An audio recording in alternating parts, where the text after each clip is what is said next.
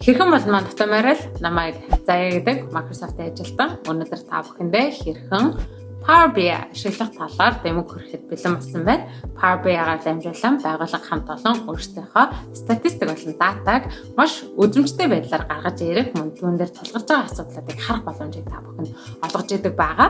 Тэгээ та бүхэн үүнтэй холбоотой асуух асуулт ах юм бол Заяа Netэн дээр текст YouTube, Instagram, Facebook пэйжээр та бүхэн холбогдсон бид нартай чөлөөтэй асуух асуултад холбогдоорой. Мөн та бүхэн цаашдаа бас суралцмаар байгаа зүйлүүдийг биднэрт бас хандаарай гэж хүсмээр байна. Тэгээ манай YouTube сувгийг subscribe хийж энэхүү бичлэгийг хэрэгцээтэй хүмүүст нь харангуйд тараацгаагаарай. Ингээ хэдүүлээ хамтдаа дэмэр горцгаая.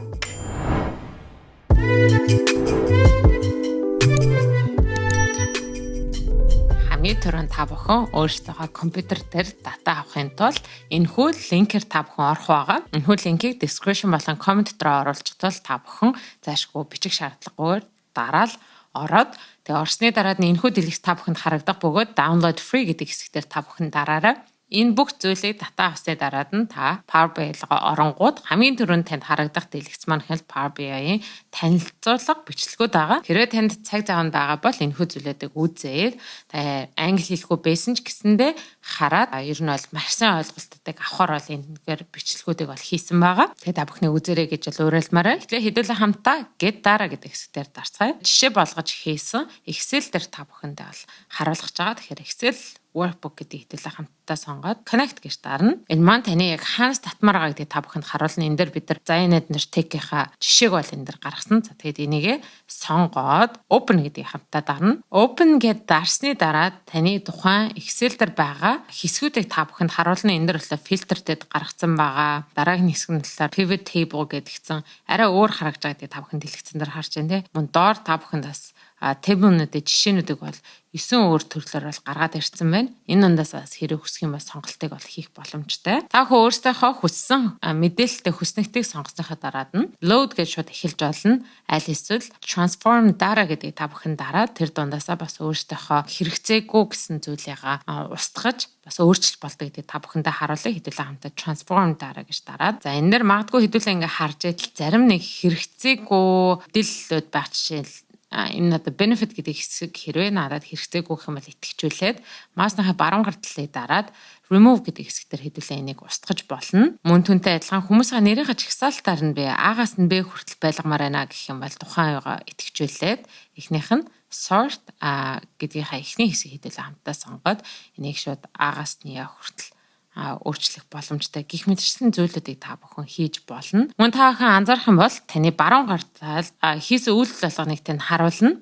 За эхнийхээ хэрвээ магадгүй та санаагаа өөрчилд энэ хүснэг надад хэрэгцээтэй байсан. Энийгээ би буцаагаад оруулмаар гэх юм бол энэ дээрээ та бүхэн ороод хэрэг устгамааргүй байвал энэ X гэдэг хэлбэрийг та бүхэн дарна. Өнөөдрийн байдлаар надад энэ мэдээлэл хэрэггүй болохоор устгасан хэвээр нь байлгая. За энэ бүх зүйлүүдээ хийснийхаа дараад нь та бүхэн зүүн гар дээд талд байгаа close apply гэдгийг доош нь дараад энэ дээрээ close apply гэдэг хэдүүлээ хамтдаа дарна. Бүх мэдээлэлээ та бүхэн оруулсны дараад нь таны дэлгэцэн дээр ийхүү цагаан дэлгэц бол гарч ирнэ. Энийг болохоор report error гэж нэрлэдэг байгаа. Энэ дээрээ та бүхэн яаж тухайн тайлан харуулмаар байгаа гэдгийг өөрсдөө хүснээрээ сонгож болно. Хамгийн их нь хэдүүлээ энийхээ report-ийн нэрийг эхлээд өгсөн дээр ах тэхийн тулд text box гэдэг дээр хэдүүлээ дараад энэ дээрээ тэгээд 5 дугаар сарын тайлангийн хэсэг дээр хэдүүлээ харагдах нь. Магадгүй та нөгөө оролцсон Excel-ийн маань мэдээлэлүүд хаана байгаа юм бэ гэж та бүхэн гахж байвал таны fields гэдэг баруун хамгийн захтайгаа хэсгээр та бүхэн filter гэдгийг доошоо дарах юм бол таны хүснэгтэд юу байсан гэдэг эдгээр мэдээлэлүүд маань гарч ирэх байгаа. За энэ дээр хэдүүлээ орохоос өмнө эхлээд зүүн гар талаасаа та бүхэнд баг зэрэг мэдээлэлүүдийг танилцуулъя. Зүүн гар талд эхний хэсэг буюу та бүхний report error хэсэг буюу дөрвөлжин энэ цагаан хэсэг та бүхний дэлгэцэн дээр гарна. Хоёр дахь хэсгээр та бүхэн дарах юм бол таны оруулсан Excel-ийн мэдээлэлүүд тэр жигтэй тань дээр гарч ирэх байгаа. За гурав дахь хэсэг дээр та бүхэн дарангууд энэ маань нэг биш нэлээ хэдэн мэдээллүүдийг хооронд нь холбосон зүйлүүд манд гарч байна. Өнөөдрийн байдлаар хамгийн анхны Power BI танилцуулга маань болохоор маш энгийн байдлаар та бүхэнд эхний Excel-ийг бол оруулсан. Дараагийн бичлэг дээр жишээлбэл өөр вебсайтын мэдээллийг job rating гэдэг хэсгээр таны ажлын одоо ямар хэмжээтэй явж байгаа гэдгийг харьцуулах, олон улстай харьцуулах гэх мэтлэн зүйлүүдийг та бүхэн хийнгүүд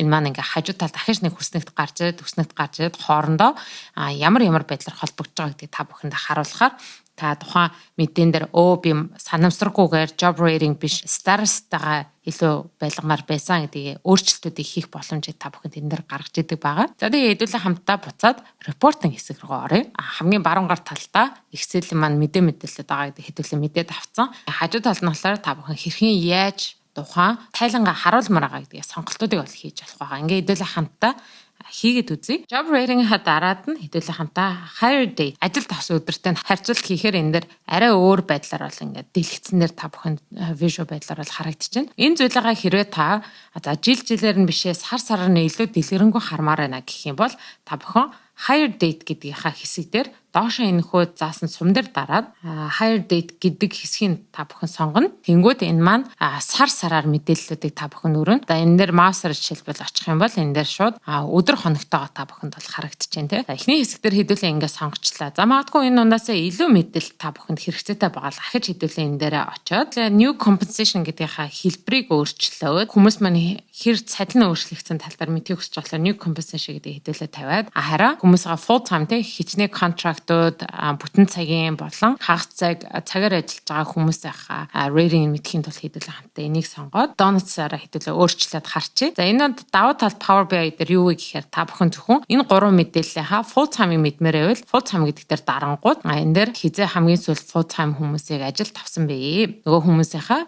шинэ compensation буюу оролцуулж байгаа мөнгө маань болохоор $27 million гэх мэтчлээ. За энийг өөрчлөөд бас гэрээгээр орж ирж байгаа хүмүүс хэр вэ гэдгийг энэхүү байдлаар та бүхэн сонгоод энэ мэдээлэл маань тэр даруйдаа солигдоод байж байгаа гэдгийг та бүхэн харж байна. Инхээр та өөрийнхөө ажлыг илүү хэлбэр болгоод сарын, хагас, жилийн тайлангууд бол Power BI-г ашиглан маш энгийн байдлаар хурангуулan тавьж болдог байна. Өнөөдөр та бүхэндээ хэрхэн Power BI-г маш энгийн байдлаар ашиглаж болох талаар мэдээллүүдийг та бүхэндээ хүргэлээ. Үүнтэй холбоотой асуулт байвал Заяа найдан дээр гэсэн аль ч social платформ та бүхний өмнө нээлттэй бөгөөд манай YouTube сувгийг subscribe дарж энэхүү бичлэгийг хэрэгцээтэй хүмүүст нь харамгүй тараагаарай. Ингээд дараагийн дугаар хүртэл түр баяртай.